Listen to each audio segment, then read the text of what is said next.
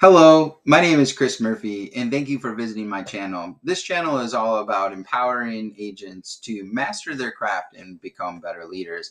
Today, we're going to be talking about the word congruence and what it means and kind of this revelation I've came to today. But before that, let's get into the numbers. So today we had 200 dials. It is Saturday, so not many people there and available. I only had 3 pickups. I had one conversation with the guy, and it came to the decision that at 78, the reason why he's never gotten insurance and he doesn't really want to get insurance. He likes the idea of it, but he basically wants it in price, but he wants that in a whole life policy. So, one of those like all or nothing, and my kids can kind of deal with it kind of guy. So that's where it ended up, and that's okay.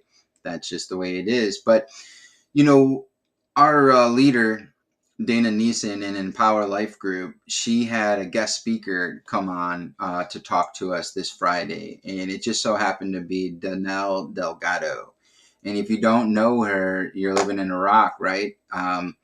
She's incredible. The greatest thing that I liked is to see that she was just real. She was straight to the point, cutthroat. She didn't fluff it up. She was herself, and it was really refreshing to see. She didn't put on any act, and it was great. We went over so many different things. It was completely eye opener. I'm gonna go back and rewatch it. It was so amazing. But the biggest thing that I think that she talked about that hit for me was this word congruence. And I just want to read what she said about it. You must be doing the thing that lines up with who you are. If your shoe is uncomfortable, take it off.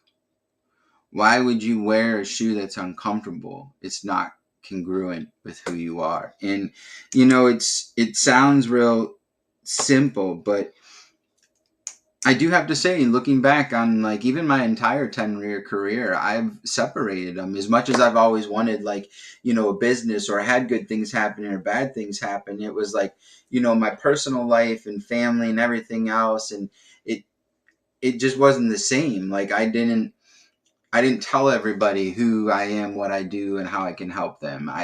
It wasn't like the lifeblood. It wasn't the blood running through my veins. It was like what I did to make some money.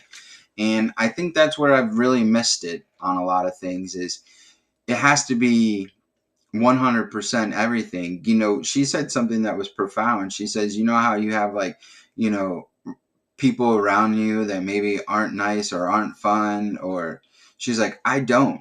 She's like, because everybody around me is the same with me or they're not going to be around me. And she said, if you start loving life, other people around you will love life and you will only be surrounded with people loving life. So it's really, on one sense, I trick myself in my brain. I've been saying like, yes, I want this. I want this. I want this. But then I'm not doing or becoming it in the other areas of my life. It's like separate to where it's like, okay, on my personal level and in this world, I'm going to act and be like this. And I'm going to be this person. But then when we get to the business world, now I'm going to act and I'm going to be like this. So in the essence of all of it, what am I doing? I'm lying to myself every day that the garbage and spew that's coming out of my mouth is not actually what's lining up. And I can see that in some other areas, when you maybe with your children, or for me with my child or my wife, that I may say one thing or do one thing on this area, but then my actions or words are completely different in a different area when they really should all be the same. It doesn't matter. It should be congruent. And gosh, that is big. I never out in public told people what I do. I never like boasted. It was always just work. It was just to make money. It wasn't as meaningful as what it's becoming now that I see. It has to be a part of you. You have to love it. It has to be your life.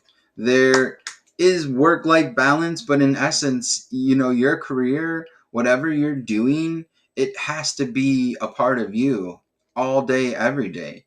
It can't just be like, okay, when I'm going to do it and I'm done at 5, and okay, well, now I don't have to be that person. I can be this person. And this is what happens. And that's what's been happening to me. I really think that's a big part, is I've never just taken the time to settle into the fact of like, if this is what you want and this is where you want to go and who you want to be, then you, on your other time, when you're not in it here, you have to be that same person there. So there was like things that I had to quit doing and start doing. There might be things you got to quit doing and start doing. But I can tell you this, that if you sit back and you look at your work or what you're doing in your career, and you're thinking at 5 o'clock, I can't wait to get out of there, then it's a job, right? If it's something that you love, and I can take this because this is a good example, golf, for any men out there, spoiler alert, I'm throwing us under the bus, but I don't care what's going on. If golf and it's at 5:30, I am ready. 15 minutes, I am there. 20 minutes early to putt and to warm up and stress. Like, it doesn't matter what's going on in the world. Like, golf time, it's all of a sudden, and it's just like nothing else exists. I'm gonna make sure I'm there, and I'm gonna give all my attention because it's so much fun and I love it.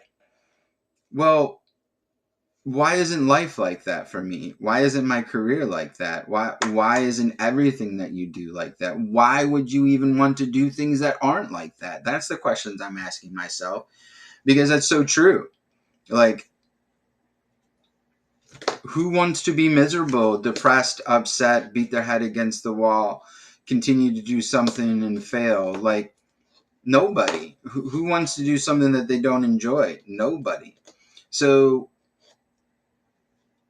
I'm changing the way that I view it. It's more of like, this is my life. This is what I want to do. This is my passion. And I have to continue that even when I'm not sitting at the desk or on the phone or in a Zoom room. When I'm out at dinner, I need to still feel and be the same, of the congruence that, I'm I sell life insurance. You need life insurance. Everybody needs life insurance. The conviction. It's crazy if you don't have it. Like, you fill out a form, you don't have it. Oh my God. I cannot let you go if you can't get, like, I have to get everybody in the world some type of coverage. Everybody needs it. When you have like that mindset and that conviction of how important it is to you, congruency to me, that's what it means. And I think that's a big part of what I've been missing. And I'm not going to lie, I'm just be honest, I've been doing this for a while, and I think I've really always done it for the money and for the status quo, for the ego driven, for the echelon, the look at me. And I've always been a really humble guy, and I've always liked to help people. So I think in one sense, I do like the fact, like, that I want to help, but it's more of like, oh, I'm this business owner. So at one end, I'm doing it, but then, like, on the other end of my actual actions of my daily life, I'm not. And it's just been missing.